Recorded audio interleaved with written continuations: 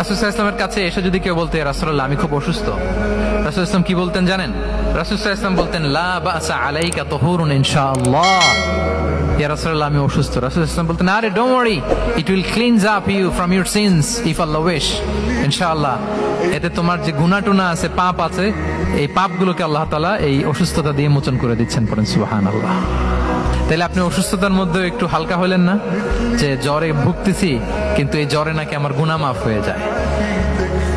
পেটের ব্যথায় আক্রান্ত, মাথা ব্যথায় আক্রান্ত, কিন্তু এটাতে নাকি আল্লাহ আমার পাপ মোচন করে দেয়, তাহলে একটু ভালো লাগবে না? তাহলে দেখেন, একটা কঠিন পরিবেশকে রাসূল সাল্লাল্লাহু আলাইহি ওয়াসাল্লাম সহজ করতেন। অসুস্থ শুনলেই লা বাস তুহুরুন ইনশাআল্লাহ, আর কিছু হবে না, আল্লাহ তোমার গুনাহ মাফ করে দিচ্ছে।